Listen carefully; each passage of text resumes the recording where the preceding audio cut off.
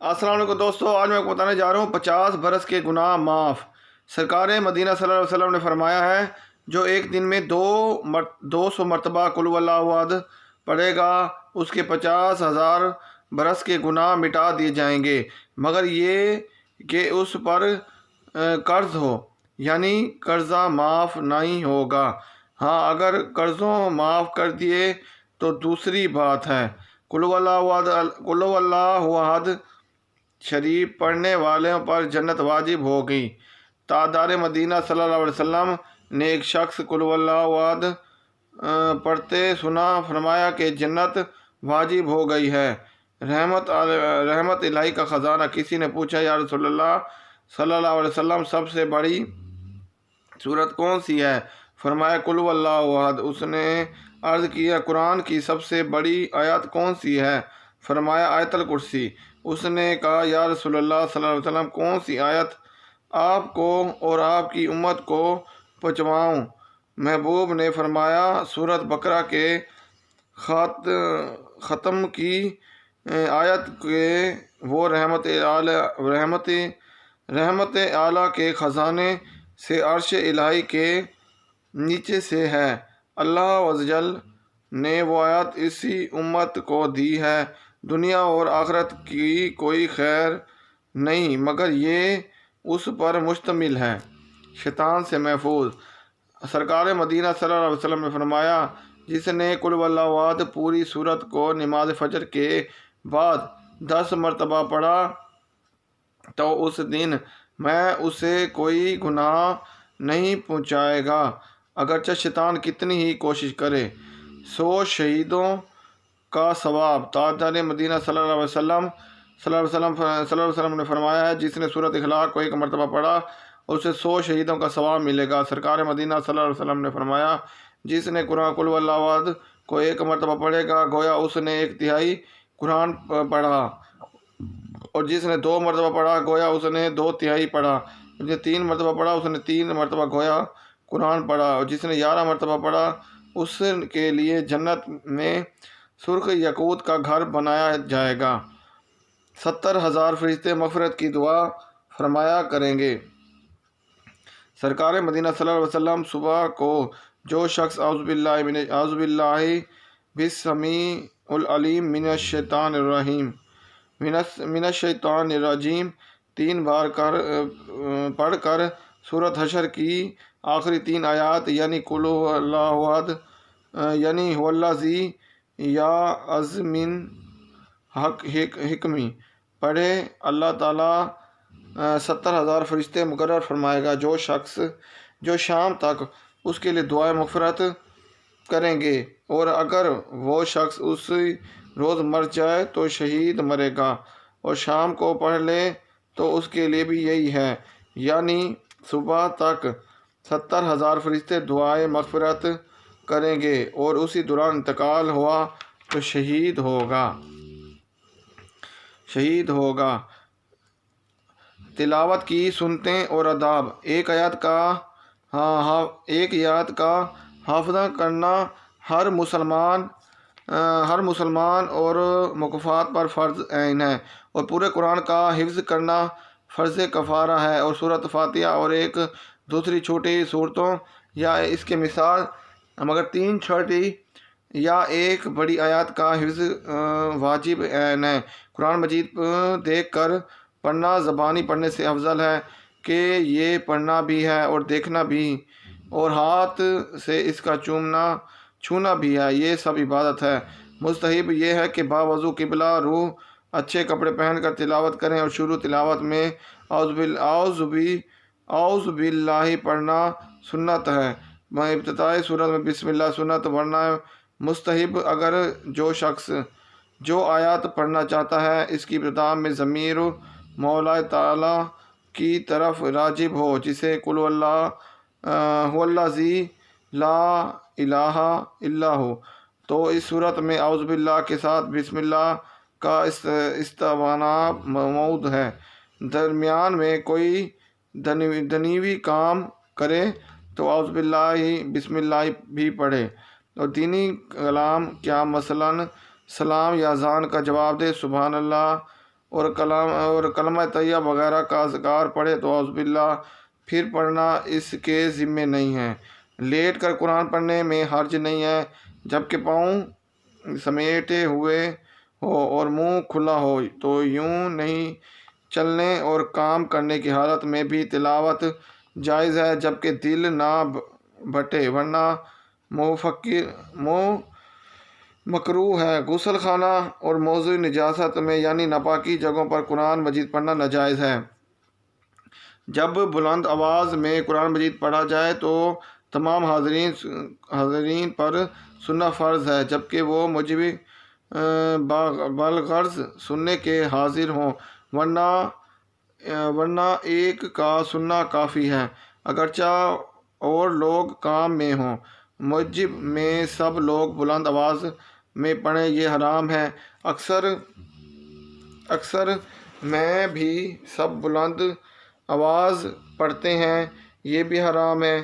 اگرچہ شخص پڑھنے والے ہوں تو حکم ہے ایسا پڑھیں، البتہ ہر پڑھنے میں اتنی آواز ضروری ہے کہ خود سن لے، جبکہ کوئی ثقل سماعت یعنی شور و غل یا بہرا پن وغیرہ نہ ہو۔ بازاروں میں اور جہاں لوگ کام میں مشغول ہوں بلند آواز میں پڑھنا ناجائز ہے۔ اگر سب لوگ نہیں سنیں گے تو گناہ پڑھنے والوں پر ہوگا۔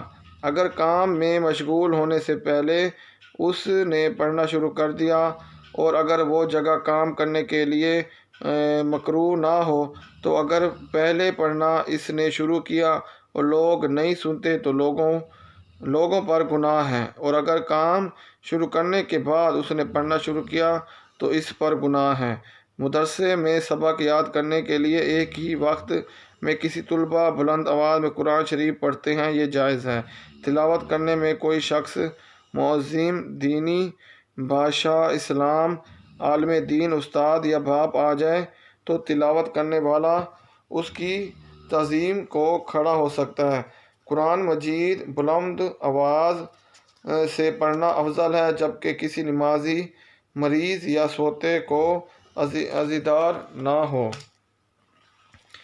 جو شخص غلط پڑھتا ہو تو سننے والوں پر واجب ہے کہ اسے بتائے، بشرطیہ بتانے سے کینہ و حسد پیدا نہ ہو۔ اس طرح اگر کسی کا مصحف شریف قرآن شریف اپنے لیے عاریت مانگا ہے، اگر اس میں کتاب کی غلطی دیکھے تو بتا دینا واجب ہے۔ قرآن مجید یاد کر کے بھلا دینا گناہ ہے۔ سرکار مدینہ صلی اللہ علیہ وسلم فرماتے ہیں میری امت کے ثواب مجھ پر پیش کیے گئے، یہاں تک کہ تنکا جو آدمی مسجد سے نکال دیتا ہے، اور میری امت کے گناہ مجھ پر پیش کیے گئے تو اس سے بڑھ کر کوئی گناہ نہیں دیکھا کہ آدمی صورت یا آیت دی گئی اور اس نے بھلا دیا۔ اس حدیث کو ابو داؤد اور ترمذی نے روایت کیا ہے کہ دوسری روایت میں جو قرآن پڑھ کر بھول جائے قیامت کے دن کوڑی ہو کر آئے گا، اور قرآن مجید میں ہے کہ ایسا شخص اندھا اٹھایا جائے گا جس گھر میں قرآن مجید رکھا ہوا ہو، اس میں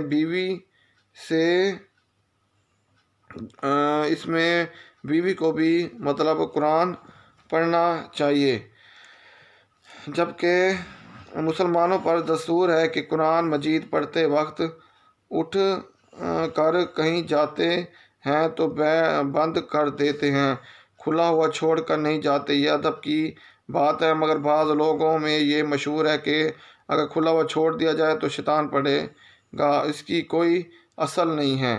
قرآن مجید کے آداب میں یہ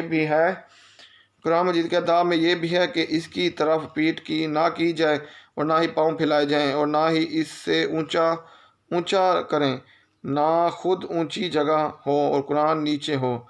قرآن مجید یا گلے میں رکھنا ادب ہے۔ صحابہ کرام تابعین کے زمانے میں اس پر مسلمانوں کا عمل ہے۔ قرآن مجید پرانا اور بوسیدہ ہو گیا ہے، اس سے قبل نہ رہا کہ اس میں تلاوت کی جائے، اور یہ اندیشہ ہے کہ اس کے اوراق ہو کر ضائع ہو جائیں گے تو کسی پاک کپڑے میں لپیٹ کر احتیاط کی جگہ دفن کر دیا جائے۔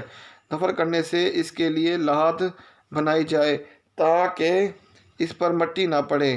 مصحف شریف، قرآن شریف بوسیدہ ہو جائے تو اسے جلایا نہ جائے۔ قرآن شریف کے اوپر کسی قسم کی کوئی کتاب وغیرہ نہ رکھیں، یہاں تک کہ جس صندوق میں قرآن پاک ہو اس پر بھی کوئی کپڑا نہ رکھیں۔ قرآن شریف اگر معاذ اللہ ہاتھ سے چھوٹ کر گر جائے تو اس کا کوئی کفارہ نہیں۔ اگر معاذ اللہ کسی نے قرآن پاک کی توہین کر دی تو یا توہین کی نیت سے اس پر پاؤں رکھ دیا تو کافر ہو جائے گا۔ ذوق شوق اور توجہ کے ساتھ قرآن مجید کی تلاوت کیجیے، حضور قلب سے قرآن مجید کی تلاوت کیجیے اور اس میں کبھی بھی اکتاہٹ کا مظاہرہ نہ کیجیے۔ تلاوت سے پہلے صفائی کا پورا خیال و اہتمام کیجیے۔ تلاوت کے وقت ظاہری پاکی و طہر کے ساتھ ساتھ دل کو بھی گندے خیالات اور برے جذبات اور ناپاک مقصد سے پاک رکھیں۔ ہمیشہ پاک ستھری جگہ پر بیٹھ کر تلاوت کلام پاک کیجیے۔ قرآن مجید کی عظمت کے ساتھ ساتھ اللہ تعالیٰ کی عظمت بھی دل میں جمائے رکھیں اور یقین رکھیں کہ جیسے آپ پڑھ رہے ہوں اور یہ کسی انسان کا کلام نہیں ہے۔ اگر کسی کے لیے تکلیف دہ نہ ہو تو بلند آواز میں تلاوت کلام پاک کیجیے۔ لوگوں کو اپنا معیت اور گرویدہ بنانے، اپنی خوشحالی کا سکہ جمانے اور اپنی دینداری کی دھاک بٹھانے کے لیے تلاوت سے پرہیز کیجیے۔ وقت سحر نماز تہجد میں قرآن شریف پڑھنے کی بہت زیادہ کوششیں کیجیے۔ خصوصی اہتمام کے ساتھ ان موقعوں پر تلاوت کیجیے۔ تلاوت کے ساتھ ساتھ ترجمہ تصویر بھی پڑھتے رہیں۔ اس عزم کے ساتھ تلاوت کیجیے کہ مجھے اس کے احکام کے مطابق اپنی زندگی کو بنانا ہے اور اس کی ہدایت کی روشنی میں اپنی زندگی سنوارنی ہے۔ تلاوت قرآن مجید اللہ کے قرب کا ذریعہ سمجھیں اور یقین رکھیں کہ قرآن سے اللہ سے شگوف حقوق آیات کا لحاظ رکھیں اور آیات سجدہ پر سجدہ بحال کریں۔ سجدہ تلاوت کرنے کا طریقہ ہے: آیات سجدہ پڑھی یا سنی ہو تو کھڑے ہو کر سجدہ تلاوت کی نیت سے اللہ اکبر کہتے سجدے میں جائیں اور کم سے کم 3 بار سبحان ربی الاعلیٰ کہیں، پھر اللہ اکبر کہتے کھڑے ہو جائیں۔ اول و آخر 2 مرتبہ اللہ اکبر کہنا سنت ہے اور کھڑے ہو کر سجدے میں جانا اور سجدے کے بعد کھڑا ہونا، یہ دونوں قیام مستحب ہے۔ ہاتھ اٹھانے سے اتحیات پڑھنے اور سلام پھیرنے کی ضرورت نہیں ہے۔ جی ہاں دوستو، آج کی ہماری انٹرسٹ ویڈیو اگر آپ کو پسند آئی ہو، ہماری ویڈیو کو لائک، کمنٹ، شیئر ضرور کریں اور ہمارے چینل احمد جانی کو سبسکرائب ضرور کریں۔ السلام علیکم۔